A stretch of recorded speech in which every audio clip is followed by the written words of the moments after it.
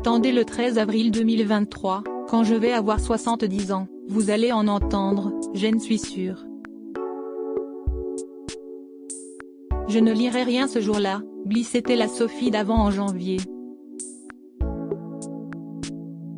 Brigitte Macron a de fait imaginé une journée comme les autres pour cet anniversaire, qu'elle refuse de voir comme un événement en soi. Pas de trêve à cette date-là. Elle a prévu de recevoir à l'Élysée des interlocuteurs autour du thème du harcèlement à l'école, un sujet qui lui est cher et dont elle a fait plus particulièrement son cheval de bataille cette année.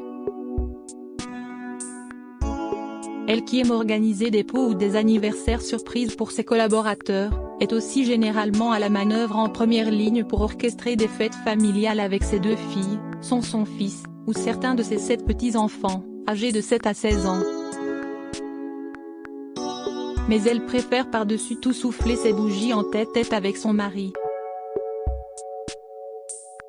L'année dernière, en pleine campagne présidentielle, elle s'était offert une petite pause incognito avec le candidat, le temps d'un dîner en amoureux à la Rotonde, leur brasserie fétiche.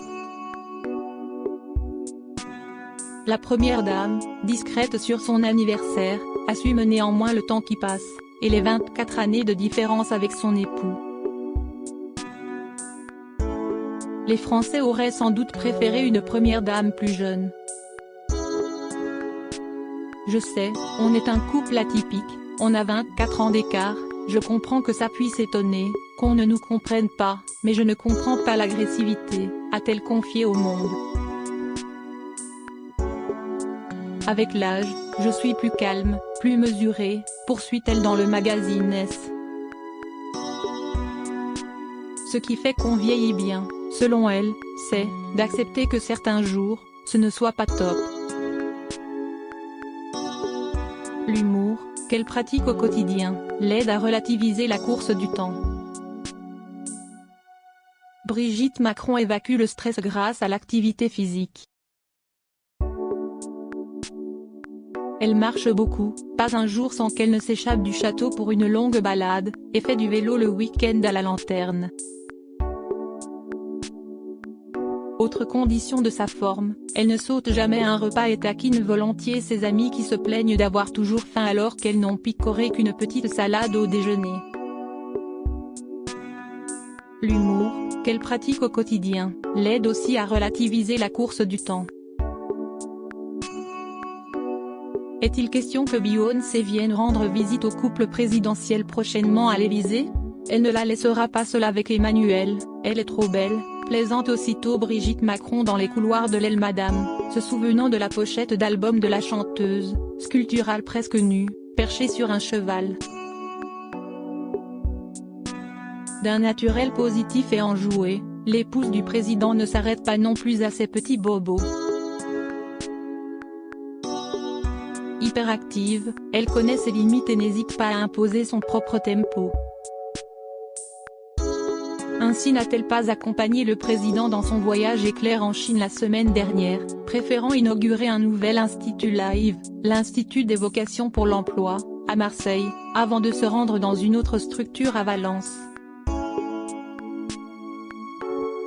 1000 personnes de plus de 25 ans auront bientôt été formées grâce à cette entité qu'elle a imaginée, et au sein de laquelle elle enseigne. 75% des élèves devraient en sortir avec un emploi ou enchaîner avec une formation professionnalisante. Sa fierté. L'ex-professeur de français latin accorde du reste une importance primordiale aux études des siens. Elle joue volontiers les conseillères d'orientation avec ses propres petits-enfants. Certains d'entre eux sont aujourd'hui confrontés à Parcoursup. Ils lui font remonter leurs critiques. Les aînés l'appellent aussi régulièrement en direct pour échanger avec elle. Grand-mère attentive, elle loue volontiers leurs exploits et vante leur savoir-faire auprès de ses amis. Elle a affiché un dessin d'Emma, la fille de Laurence, dans l'un des couloirs de l'Elle Madame, et s'extasie sur les prouesses à cheval d'Élise et Aurel, les enfants de sa cadette Tiphaine. Noël à Brégançon, vacances au ski en février, la lanterne ou le Touquet certains week-ends, sont autant de trêves familiales salutaires, dans un quotidien tendu. Elle aime partager l'anecdote du moment où on a proposé à Emmanuel Macron de devenir ministre de l'économie. C'était peu avant le repas. Toute la famille se trouvait au Touquet. Son mari s'est alors retourné vers elle en lui demandant « On fait quoi ?» L'un de leurs petits-fils leur a alors lancé « Moules frites », comme d'habitude. Elle joue volontiers les conseillères d'orientation avec ses propres petits-enfants. Brigitte Macron a, depuis cette époque, appris à composer avec le monde politique. Elle sait la grogne qui secoue le pays et ne perd rien des âpres débats autour de la réforme des retraites. Réfutant toute influence politique sur son époux, la première dame suit toutefois de très près l'action du gouvernement. En mars, elle a rencontré plusieurs ministres, à commencer par le porte-parole Olivier Véran, ou la ministre de l'Enseignement et de la Formation professionnelle Carole Grandjean. Pour prendre le pouls de l'opinion, elle a aussi reçu des personnalités de la société civile comme Anne-Cécile Melfer, présidente de la Fondation des femmes, ou l'écrivain Tahar Ben Jelloun. Dans cette période de turbulence sociale, elle s'est gré à certains ministres, comme Éric Dupond-Moretti ou Marlène Schiappa, de défendre son mari bec et ongles, quand d'autres, selon elle, se planquent. Brigitte Macron maintient aussi le lien avec ceux qui sont partis. Elle a récemment échangé à l'Élysée avec Sophie Cluzel, l'ex-ministre du Handicap. Elle voit toujours l'ancien ministre de l'Éducation Jean-Michel Blanquer. Ensemble, ils parlent volontiers littérature, même si l'ancienne professeure de lettres a des goûts plus classiques que ce dernier, notamment en matière de théâtre. L'épouse d'Emmanuel Macron, qui a déjeuné avec Carla Bruni en décembre, entretient aussi de bonnes relations avec Rachida Dati, qui la fait rire.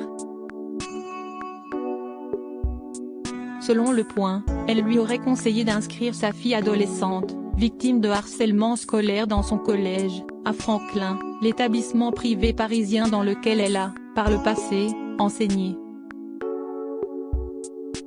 Pas dupe des jeux de cour, Brigitte Macron sait cependant que ses vraies amies sont celles avec lesquelles elle avait noué des liens, il y a longtemps, à Amiens. C'était avant que son époux ne lui impose la frénésie de sa vie parisienne, dans le milieu de la finance, puis ne l'entraîne dans le tourbillon présidentiel. Soucieuse de ne pas tourner le dos à son passé, elle échange encore, sur un groupe WhatsApp, avec quelques anciens collègues de Franklin. Première dame ou pas, Brigitte Macron sacrifie toujours à quelques rituels d'autrefois. Sur la route de ses vacances, elle aime faire un stop dans un courte paille.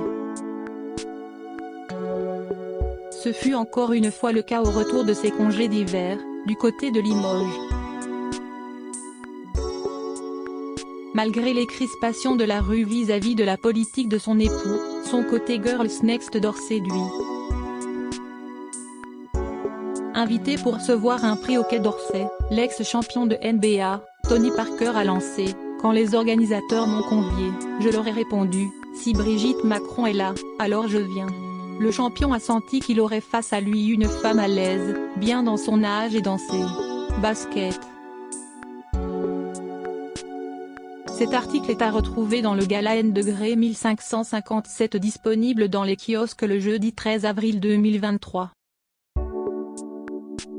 Crédit photo, Christophe Clovis.